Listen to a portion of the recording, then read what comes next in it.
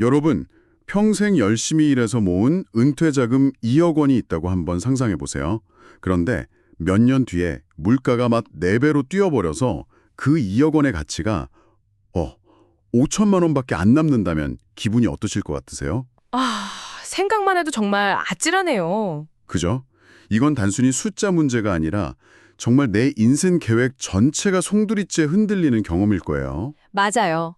오늘 우리가 깊이 파고들 이야기가 바로 이 돈의 가치가 파괴되는 시대에 대한 아주 냉철한 진단과 생존 전략을 담고 있어요. 이게 단순히 경제 현상 분석이 아니고요. 인플레이션을 생존의 문제로, 그리고 자산을 지키는 걸 보이지 않는 투쟁이라고까지 규정하거든요. 네, 여러분이 보내주신 자료가 바로 그 내용이죠. 인구 구조나 세계화의 종말 같은 거대한 흐름 속에서 왜 우리 돈의 가치가 녹아내리는지를 분석하고 또 그 해법으로 금, 달러, 그리고 KRX 금시장이라는 아주 구체적인 도구까지 제시하고 있고요. 근데 이 자료 접근 방식이 참 독특해요. 맞아요. 고 이건희 회장의 시점에서 쓰였다는 점이 정말 흥미롭더라고요. 마치 평생을 경영 일선에서 보낸 리더가 우리한테 직접 말해주는 것 같은 그런 묵직함이 느껴져요. 그냥 재테크 정보라기보다는 뭐랄까. 생존을 위한 전략 브리핑 같은 느낌이죠. 네, 딱 그 표현이네요. 그럼 이 거인의 어깨 위에서 세상을 보는 듯한 이 자료가 말하는 보이지 않는 투쟁의 세계로 함께 들어가 보시죠. 이 자료가 시작부터 아주 단호하게 선을 긋더라고요. 돈을 버는 법보다 돈이 녹아내리는 원리를 먼저 이해해야 한다. 네, 그렇죠. 그리고 이 현상 뒤에 세 가지 거대한 흐름이 있다고 지목을 해요. 네, 그 첫 번째가 바로 인구 구조의 변화입니다. 자료에서는 지금 한국이 1990년대 일본이 걸어갔던 그 길을 정말 정확히 따라가고 있다고 아주 강하게 경고하는데요. 당시 일본이 세계 최고의 기술력을 가졌는데도 젊은 소비자가 사라지기 시작하니까 시장 전체가 힘을 잃고 그냥 멈춰서 버렸거든요. 결국에는 물건을 사줄 사람이 없으면 아무리 좋은 기술도 소용이 없다는 바로 그 얘기군요. 바로 그거예요. 한국 역시 생산 가능 인구가 급격히 줄면서 경제 엔진 자체가 서서히 식어가고 있다는 분석이죠. 이걸 자료에서는 침묵의 위기라고 표현해요. 침묵의 위기요? 네, 외환위기처럼 갑자기 황 터지는 그런 요란한 붕괴가 아니고요.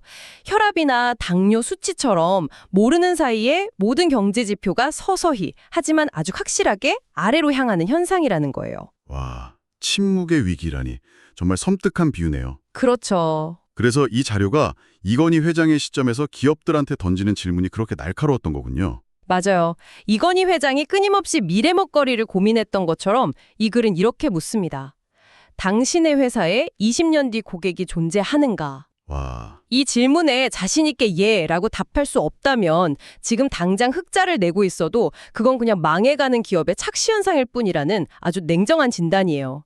인구 문제는 더 이상 사회 문제가 아니라 기업과 국가 경제의 심장 박동이 느려지는 그런 치명적인 문제라는 거죠. 어휴, 첫 번째 흐름만 들어도 벌써 아찔한데 두 번째 흐름은 세계화의 종말이에요. 네, 는 아주 특별한 조건 덕분이었다는 거. 그리고 그 시대가 이제 막을 내렸다는 거고요. 바로 그 점이 핵심이에요. 지난 40년간 우리는 중국 같은 세계의 공장 덕분에 값싼 제품을 마음껏 누리는 이른바 착한 물가의 시대에 살았어요. 하지만 이제 미국이 우리 땅에 공장을 지어라고 외치면서 판이 완전히 바뀌어버렸죠. 효율성보다는 자국의 안보를 우선시하는 보호무역의 시대가 열린 겁니다. 그러니까 예전에는 인건비 싼 베트남에서 반도체를 만들어도 됐는데 이제는 미국이 거기다가 막 관세 폭탄을 때리니까 네. 그 이익을 다 빼앗아가 버리니 결국 울며 겨자 먹기로 비싼 본국으로 돌아가야 하는 그런 상황이 된 거군요. 정확해요. 그 결과 전 세계의 효율적인 공급망이 무너지고 모든 것의 원가 구조가 비싸지는 시대가 온 거예요. 원자재도 비싸지고 운송비도 오르고 인건비도 오르죠. 그리고 그 모든 부담은 결국 우리 같은 최종 소비자의 지갑으로 돌아오게 됩니다.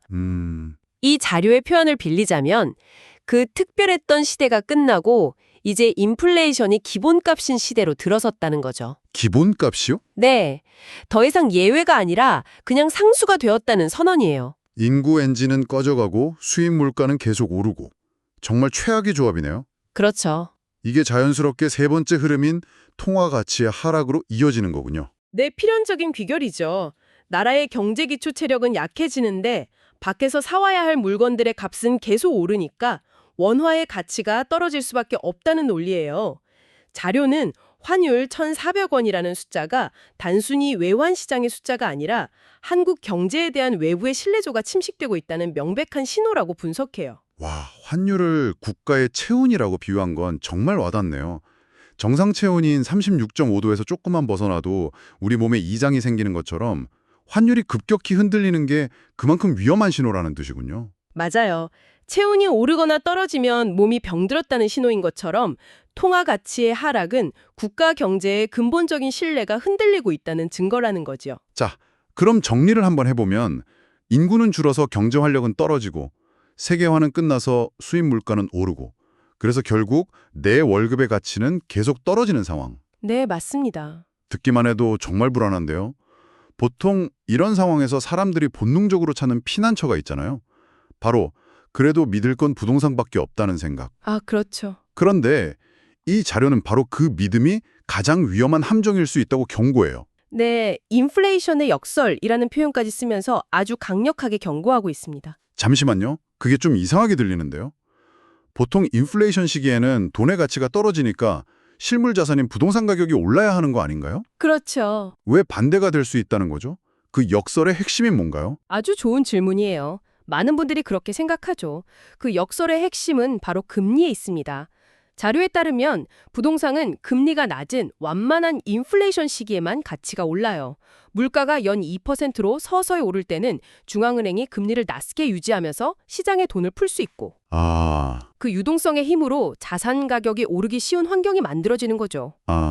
하지만 지금처럼 물가가 3, 4%를 훌쩍 넘어가는 고인플레이션 시기에는 중앙은행이 물가를 잡기 위해서 금리를 올릴 수밖에 없으니까 상황이 완전히 달라지는 거군요. 정확합니다.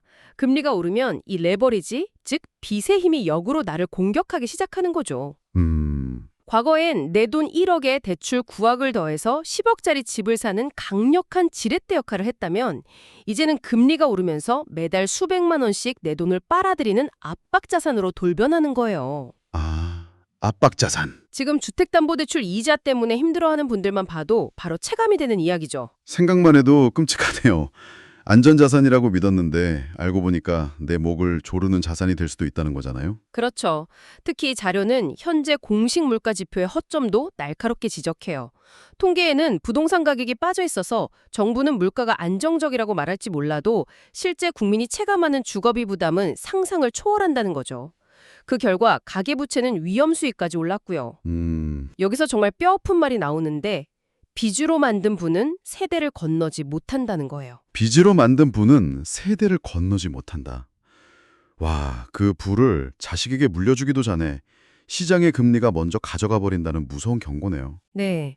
인플레이션 시대에 부동산이 나를 보호하는 게 아니라 오히려 나를 더 큰 위험에 빠뜨릴 수 있다는 경고의 메시지입니다. 그렇다면 대안은 뭘까요? 부동산도 위험하다면 도대체 뭘 믿어야 하죠? 이 자료는 무작정 돈을 벌려고 애쓰지 말고 어떤 위기에도 버텨낼 수 있는 시스템을 만들라고 조언하더라고요. 맞아요. 바로 금융 생태계를 구축하는 건데요. 금융 생태계요? 네. 위기 속에서 서로를 보완해주는 여러 자산들로 단단한 포트폴리오를 만들라는 의미예요. 마치 다양한 식물과 동물이 어우러져서 숲을 이루는 것처럼요. 그 생태계를 구성하는 구체적인 자산들도 명확하게 제시하죠? 네. 첫 번째는 달러예요. 이건 가장 기본적이면서도 중요한 원칙이죠. 원화 가치가 하락할 때를 대비해서 내 자산을 방어하는 가장 기초적인 보험입니다. 모든 돈을 한 나라의 통화에만 두지 마라. 이 자산 배분의 제일 원칙을 다시 한번 강조하는 거죠. 그리고 이 자료에서 가장 중요하고 길게 다루는 자산이 바로 금리였어요. 맞습니다. 종이돈은 인간이 만들었지만 금은 역사가 만들었다. 이 문장을 읽는데 정말 전율이 오더라고요. 수천 년간 수많은 제국이 사라지고 그들이 발행했던 화폐가 휴지 조각이 되는 와중에도 금은 언제나 그 가치를 지켜왔죠. 그래서 궁극의 가치 저장 수단이라고 부르는 거고요. 네. 그런데 중요한 건 금을 사는 방법이에요. 많은 분들이 금이라고 하면 동네 금은방에서 골드바 사는 걸 떠올리잖아요. 네, 저도 그게 제일 먼저 떠오르는데요. 그게 잘못된 방법인가요? 자료에서는 아주 비효율적인 방법이라고 지적해요. 금은방에서 실물 금을 사면 부가가치세 10%에 마진이 한 5% 정도 붙어서 아, 그렇게 많이요? 네, 사는 순간부터 이미 15%를 손해보고 시작하는 게임이라는 거죠. 우와. 15%나 오르기 전까지는 계속 마이너스인 셈이에요. 15%는 정말 크네요. 그럼 금을 사더라도 동네 금은방에 가는 게 정답은 아니라는 거군요. 그럼 더 스마트한 방법은 뭔가요? 네, 여기서 자료가 아주 구체적인 대안을 제시하는데요. 바로 한국거래소, 즉 KRX가 직접 운영하는 공식 금시장, KRX 금시장을 활용하라는 거예요. KRX 금시장이요? 네, 우리가 주식 거래하는 것처럼 MTS나 HTS에서 투명하게 그리고 아주 낮은 수수료로 금에 투자할 수 있는 통로인 셈이죠. 아, 주식처럼 쉽게 금을 사고 팔 수 있는 공식적인 시장이 있었군요. 맞아요. 이곳은 정부가 금 거래를 양성화하기 위해 육성하는 시장이라서 매매 차익에 대한 양도소득세가 면제되고요. 오, 부가가치세도 없어요. 나중에 정말 실물 금괴로 인출할 때만 10%의 부가세를 내면 돼요. 와, 혜택이 많네요. 네, 거래 수수료도 0.2% 내외로 아주 낮고요. 불필요한 비용 없이 순수하게 금의 가치에 투자할 수 있는 가장 효율적인 방법이라고 구체적으로 제안하고 있는 거죠. 그런데 여기서도 아주 중요한 경고를 잊지 않더라고요. 금은 무기가 아니라 방패라는 점이요. 정말 중요한 지적입니다. 금은 가격이 폭등해서 큰 돈을 벌게 해주는 공격적인 자산, 즉 무기가 아니에요. 다른 자산들이 모두 무너질 때 내 자산의 가치를 지켜주는 방어적인 자산, 즉 방패 역할을 하죠. 그래서 절대 자산의 대부분을 금에 몰빵해서는 안 된다고 신신당부해요. 전체 자산의 일부로서 포트폴리오의 안정성을 지켜주는 역할을 해야 한다는 점을 분명히 하는 거죠. 금은 방패 역할이라고 하셨는데 그럼 이 금융 생태계에서 공력수 역할은 누가 하나요? 주식이나 다른 자산들은 어떤 역할을 맡게 되는 건가요? 좋은 질문입니다. 결국 핵심은 균형과 분산이거든요.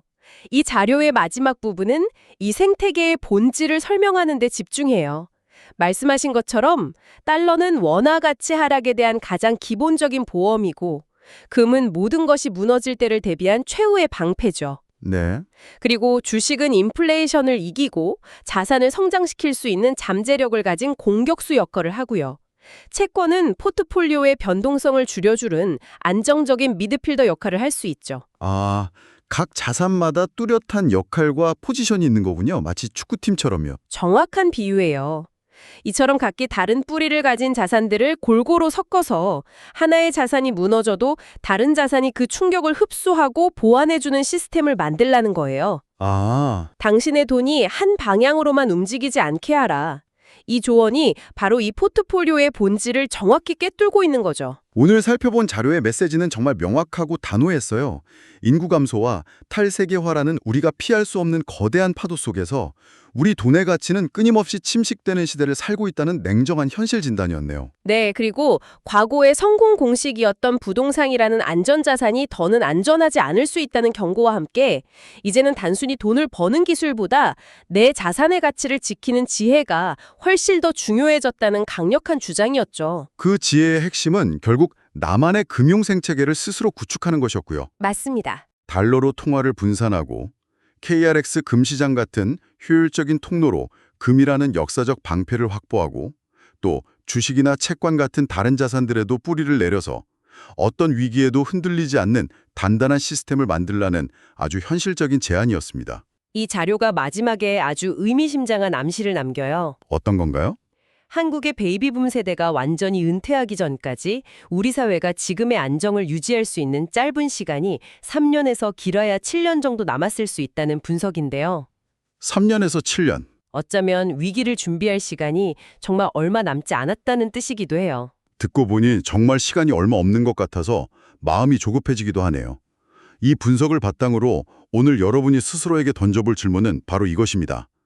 만약 그 위기의 시계가 정말로 똑딱이고 있다면 내 자산의 생태계를 더 단단하게 만들기 위해 이번 주에 당장 시작할 수 있는 단 한 가지 행동은 무엇일까? 오늘 나눈 이야기가 여러분에게 생각할 거리를 주었다면 긍정적인 피드백을 남겨주세요. 더 듣고 싶은 주제가 있다면 여러분의 의견을 알려주세요. 여러분의 피드백은 다음 이야기를 준비하는 데 큰 도움이 될 겁니다. 다음 이야기들을 놓치지 않으려면 구독과 알림을 설정하세요. 여러분의 선택 하나하나가 여러분의 삶을 만들 겁니다.